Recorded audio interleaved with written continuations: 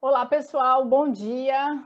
Primeiramente, gostaria de dizer que é um prazer imenso estar aqui com vocês, participando desse congresso tão especial do OCI, finalizando a obra.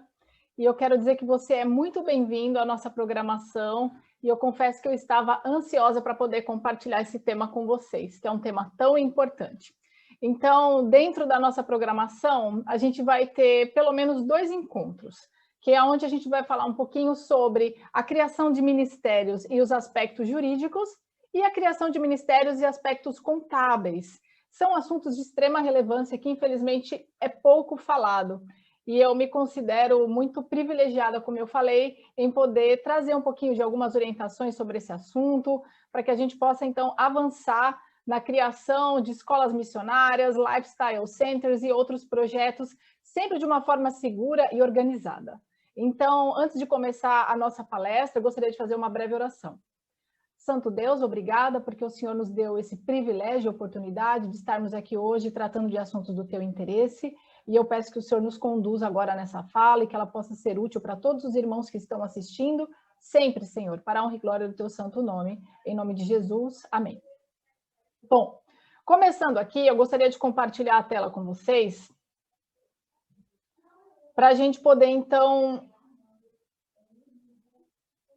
verificar alguns aspectos relevantes sobre a criação de ministérios, num primeiro momento, aspectos jurídicos, ok?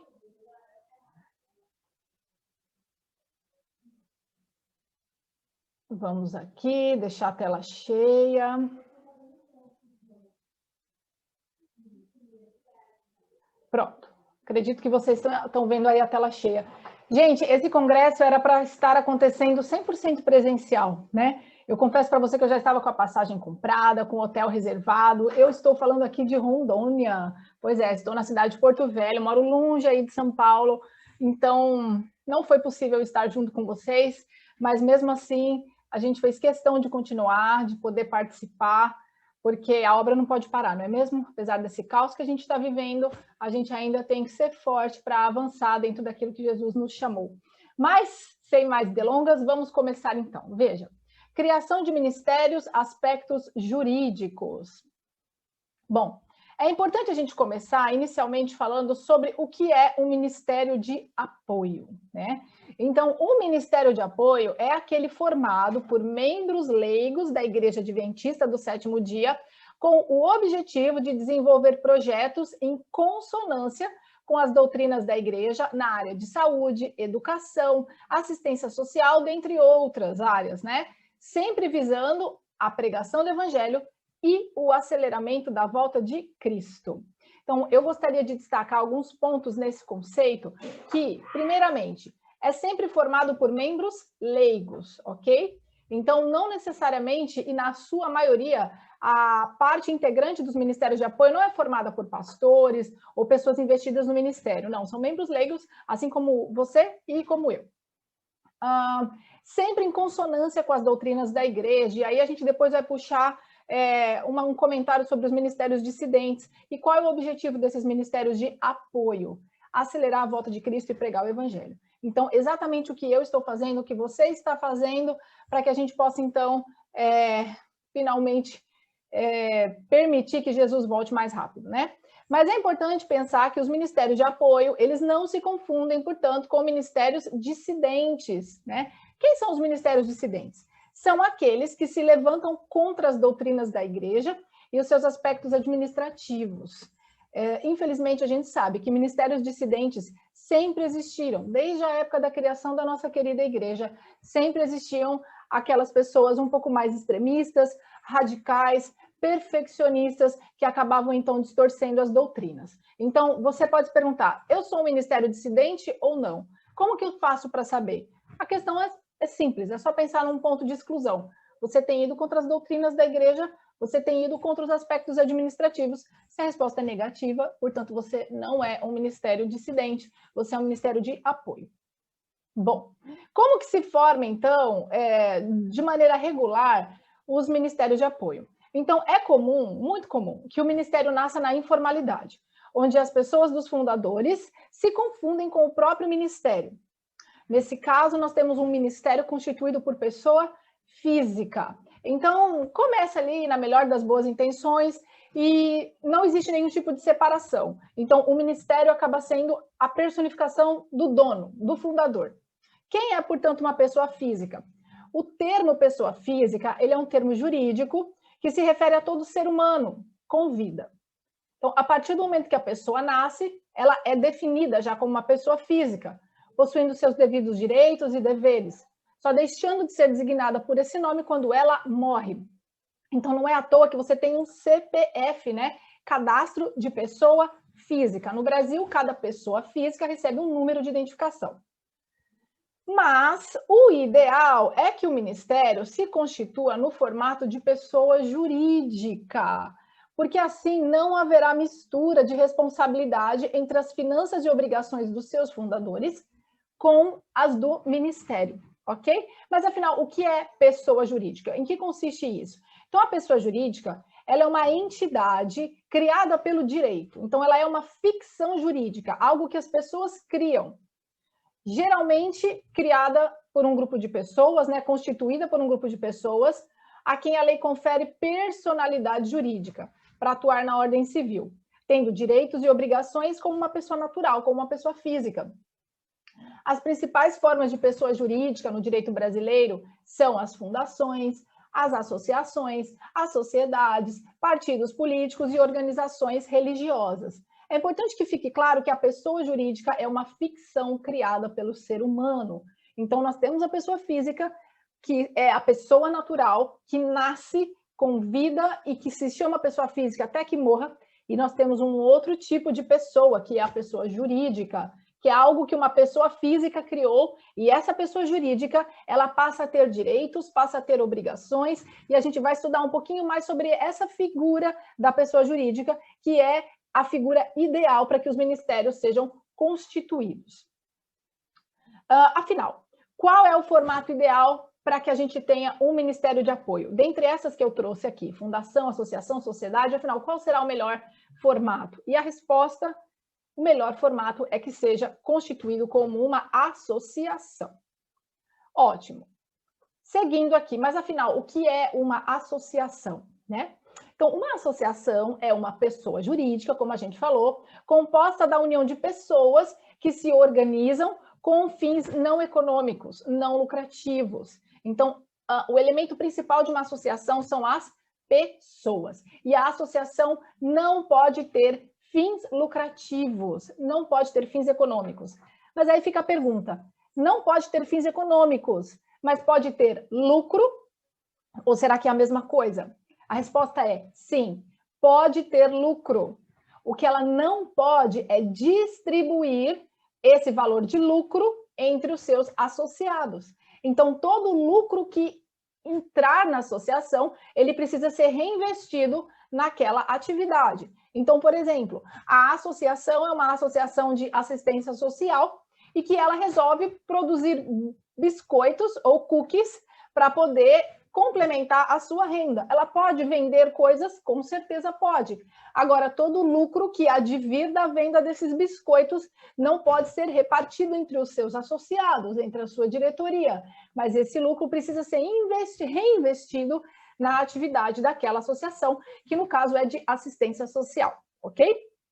Muito bem. Mas como que a gente faz, então, para criar uma associação? Então, veja, vamos ver o passo a passo aqui. A associação, ela precisa ser composta aí de no mínimo 13 pessoas para poder integrar todo o corpo da diretoria. Porque a gente vai ter presidente, tesoureiro, conselho fiscal, primeiro suplente, segundo suplente. Então, a gente tem uma série de pessoas que a lei exige, que lei é essa? É o nosso Código Civil, aonde a gente precisa compor, portanto, a diretoria, né? Então, escolhida essas pessoas, o segundo passo agora é registrar um estatuto. E esse estatuto, você pode pegar modelo, tem muitos modelos na internet sobre o que precisa constar, quais são as necessidades que uma associação tem com relação a direitos, obrigações. Então, o segundo passo é redigir esse estatuto. E a outra coisa, terceiro passo é fazer uma reunião, aonde vai ser uma reunião de fundação, aonde será, então, lavrada uma ata, e será lido o estatuto para aquelas pessoas, né? E nessa reunião, o estatuto deverá ser aprovado e todos devem assinar a ata da reunião de fundação da associação. E tudo isso precisa depois ser digitado, ok? Feito isso, imprime em 3 vias e é indispensável, pessoal, a presença de um advogado para assinar essa ata de constituição da fundação. Feito isso, você vai até o cartório de registro de pessoas jurídicas, aonde é a sede da associação, e você vai registrar essa ata juntamente com o estatuto. Ok, feito o registro, agora é a hora da gente entrar no âmbito da Receita Federal. Então, você vai agora registrar a sua associação na Receita Federal. Geralmente, pessoal, é o contador que faz isso através do site da Receita, ok? Então, feito isso, a Receita vai analisar e vai fazer uma pré-aprovação e liberará, então, um formulário que deverá ser preenchido pelo presidente com firma reconhecida e RG autenticado. Depois que o presidente preencheu esse formulário, tirou cópia do RG com firma reconhecida, com autenticado e assinou o formulário com firma reconhecida, isso precisa ser escaneado e esses documentos devem ser enviados novamente para o sistema da Receita Federal. Então, enviado esse formulário e os demais documentos, deve-se aguardar até que saia, então, o número do CNPJ da associação. Depois que for liberado o CNPJ, o responsável pela associação, no caso o presidente, precisa ir até a prefeitura local para pedir um alvará de funcionamento. Pronto. Feito isso, a sua associação está regularmente constituída. É um passo a passo um pouco burocrático? Parece que sim, mas, pessoal, isso é um procedimento básico de todo escritório de contabilidade, ok? Então, eu estou falando aqui como é que funciona, mas na prática, se você quiser facilitar a sua vida, contrate um bom escritório de contabilidade, que isso aí eles fazem de olho fechado. Certo, mas afinal, quais são as vantagens de constituir uma associação? Por que eu não posso ficar aqui com o meu ministério como pessoa física, se o negócio está funcionando e tal? Bom, eu vou trazer aqui para vocês algumas razões por que é melhor que você constitua o seu ministério como uma associação. Primeiro, separação patrimonial entre os bens dos sócios e os bens do ministério. Enquanto você não separar as coisas, tudo vai ficar concentrado no teu CPF como pessoa física. Então, eventualmente, vamos pensar que você recebeu uma doação para o seu projeto. Essa doação está indo para a sua conta, pessoa física, e esse dinheiro vai começar a se misturar com o seu dinheiro. Consequentemente, isso vai repercutir no seu imposto de renda. Isso não é o ideal, porque essa confusão financeira, essa confusão patrimonial, muitas vezes pode acabar desviando o dinheiro que era para a associação e às vezes a gente pode acabar usando para questões pessoais. Outra coisa, se você separar o seu ministério da sua pessoa física, haverá também uma separação das obrigações e da responsabilidade legal, né? Então, como eu falei, a pessoa jurídica, ela acaba adquirindo direitos próprios e deveres próprios. Se estiver misturado, tudo vai recair sobre você, pessoa física, o que não é o ideal que aconteça, ok? Bom, para fins de organização, quando a gente tem essa separação, existe uma maior organização, cada coisa no seu lugar, cada direito, cada obrigação no seu quadrado, cada dinheiro também no seu quadrado.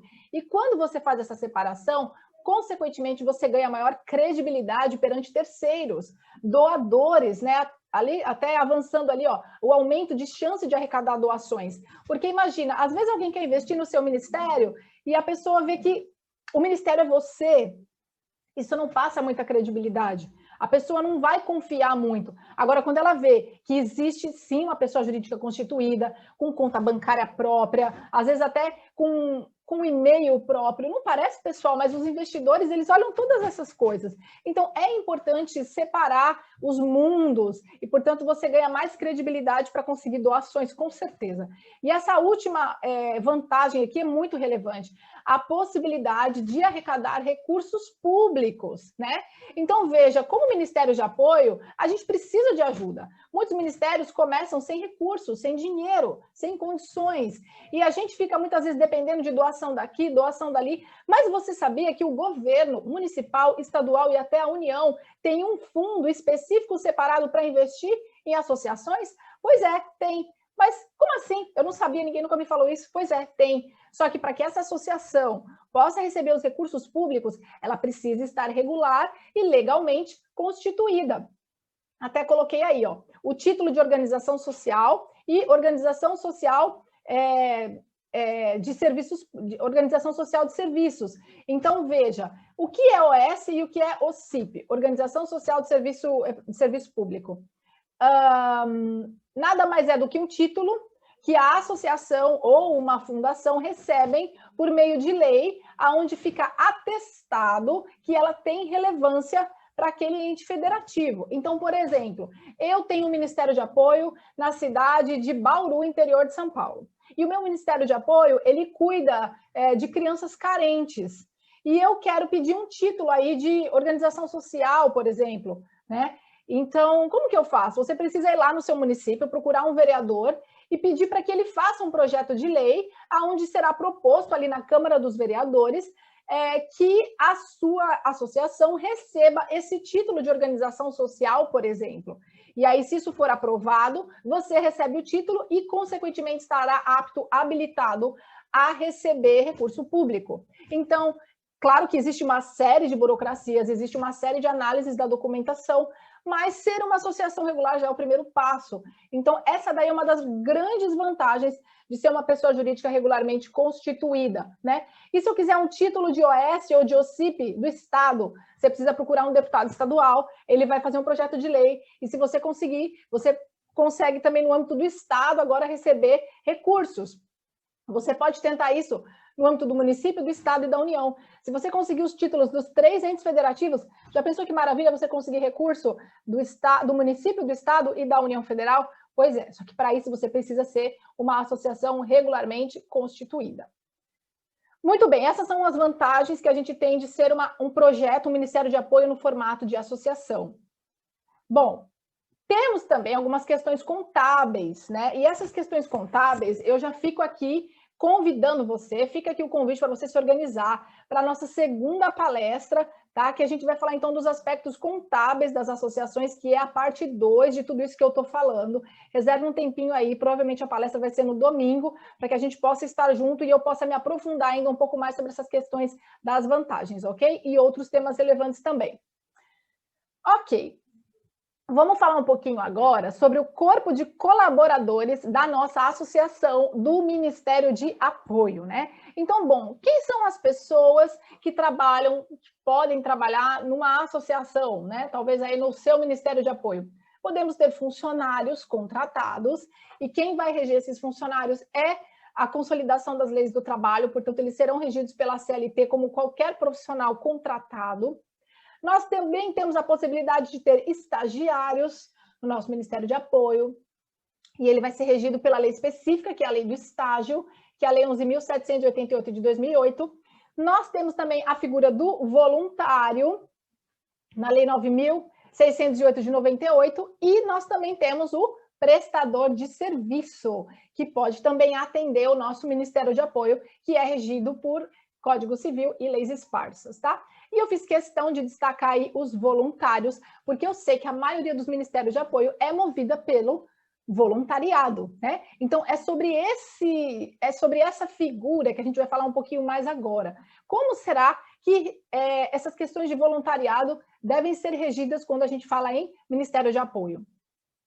Bom, vamos fazer uma análise rapidamente aqui sobre a lei do voluntariado, essa lei que eu falei para vocês, 9608 de 98. Então, veja, o artigo 1º dessa lei, que é uma lei bem curtinha, ele traz o conceito, né?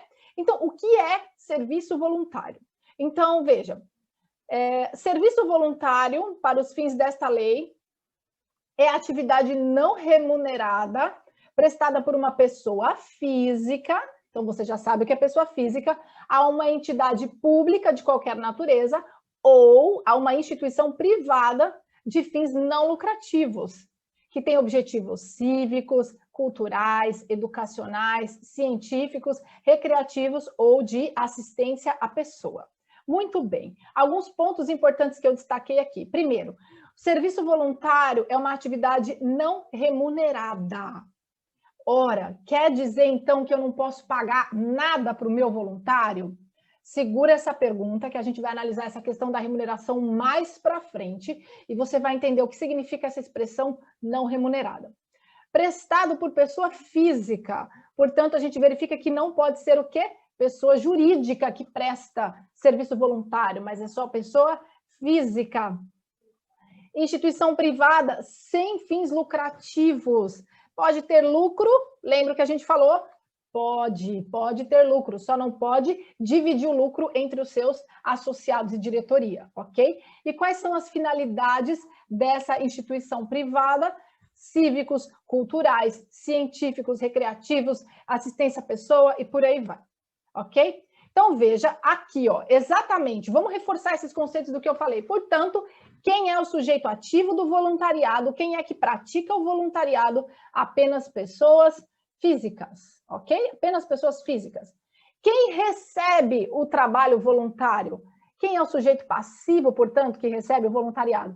Pode ser uma entidade pública, então pode ser um hospital público, pode ser uma repartição pública, enfim, qualquer instituição pública pode receber voluntários para trabalhar. Ou então uma instituição privada que não tenha fins lucrativos, ok? Então, associação, fundação, organização religiosa, sempre voltada para aquelas finalidades que eu falei no início. Objetivos cívicos, culturais, educacionais, científicos, recreativos ou de assistência à pessoa, tá bom? E outra característica importante do voluntariado, a lei fala não remunerado, ok? Não remunerado significa que não será salário que a pessoa vai receber, mas a lei ela traz a previsão do reembolso de despesas. E a gente vai falar um pouquinho mais especificamente sobre essa questão do reembolso de despesas na nossa segunda palestra, que vai falar sobre aspectos contábeis. E a gente vai ter a oportunidade de se aprofundar um pouco mais. Como que eu faço esse reembolso? Como que eu faço, então, para não configurar salário?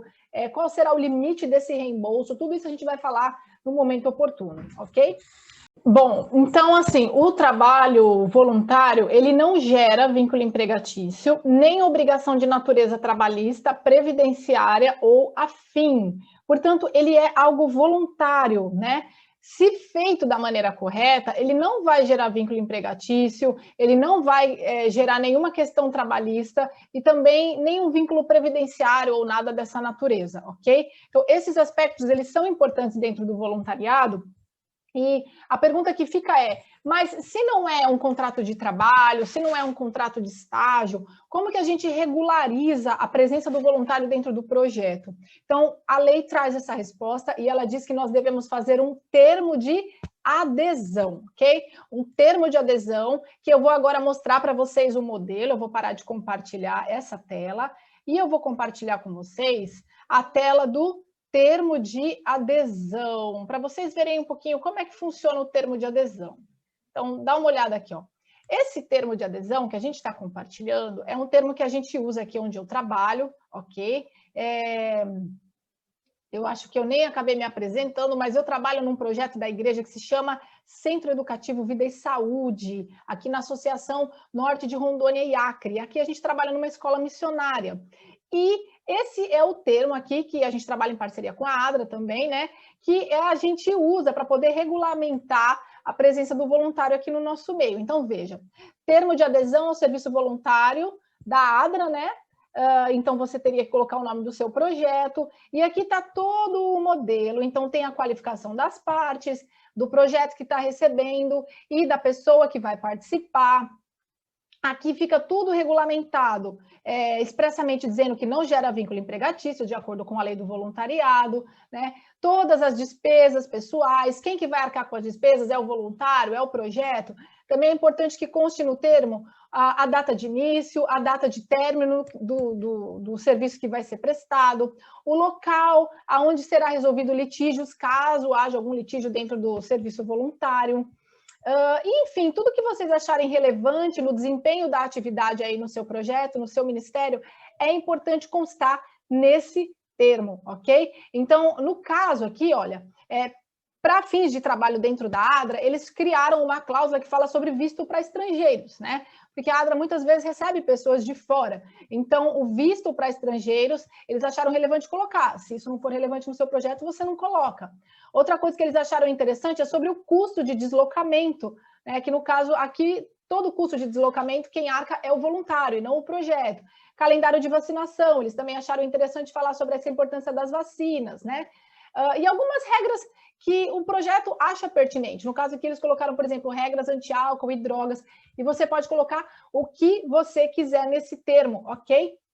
Lembrando que esse termo é a sua arma de proteção para poder justificar por que a pessoa está trabalhando aí com você e por que ela não é uma empregada, por que ela não é uma estagiária, por que ela não é uma prestadora de serviço, mas sim porque ela é uma voluntária. É importante ficar muito claro também qual que vai ser a jornada de trabalho do seu voluntário, será que vai ser todos os dias? E se for todos os dias, qual que seria a carga de trabalho dele, ok? Se ele vai trabalhar com exclusividade ou não. Então, tudo isso que você fizer precisa estar no seu termo de adesão do voluntariado. E uma última cláusula que foi importante aqui sobre o direito de imagem. Por exemplo, você quer tirar fotos das pessoas no seu projeto e, enfim, precisa da autorização do direito de imagem para você poder publicar as fotos. Então, tudo isso, pessoal, é o que vai constar no seu termo de adesão, ok? Então, é assim que você regulariza a presença do voluntário aí no projeto com vocês. Então, voltando aqui para o nosso slide, para o nosso PowerPoint, a gente continua, portanto, a nossa apresentação. Superamos a parte dos aspectos importantes. Só vamos avançando aqui.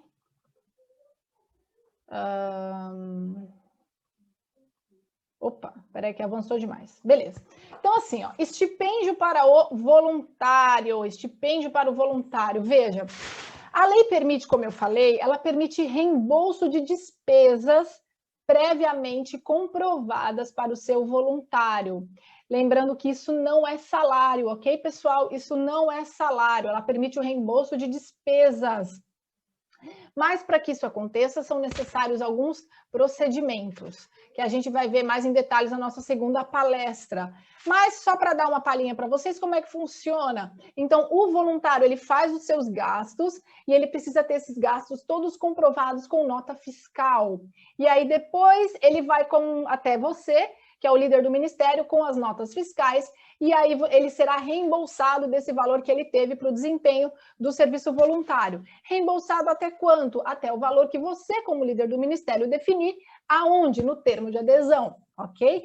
Então, veja, o termo de adesão, como ele é importante. Ali serão definidas todas as regras do jogo, tá bom? Então, reembolso de despesas num valor previamente determinado mediante notas fiscais. Bom, estamos então caminhando ao final. Esses foram os principais temas sobre a criação de ministérios e a regularização dentro do âmbito jurídico.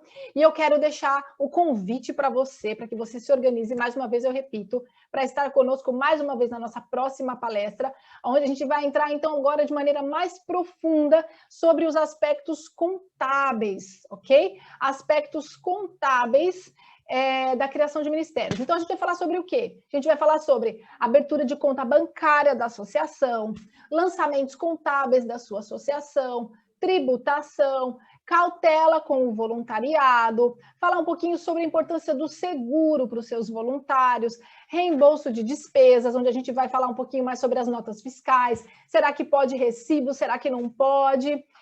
Outro ponto importante, o INSS para o voluntário, a lei não obriga, fala que a pessoa que está lá no projeto não precisa, não tem vínculo previdenciário, mas será que é importante pagar o INSS? Será que é obrigatório? E um ponto muito importante também que eu queria trazer, que já fui questionada sobre isso, é sobre a associação versus MEI. Será que o microempreendedor individual consegue, então, regularizar a presença do voluntário dentro do seu projeto? Gente, essas e muitas outras questões relevantes a gente vai discutir no nosso próximo encontro, tá bom? Então, eu aguardo você, eu espero que você tenha aprendido bastante com essa palestra, eu espero que você tenha gostado e que tenha sido útil para o seu ministério e que Deus, portanto, continue te abençoando. Amém? Então, fica com Deus, um grande abraço e a gente se vê na próxima oportunidade. Tchau, tchau!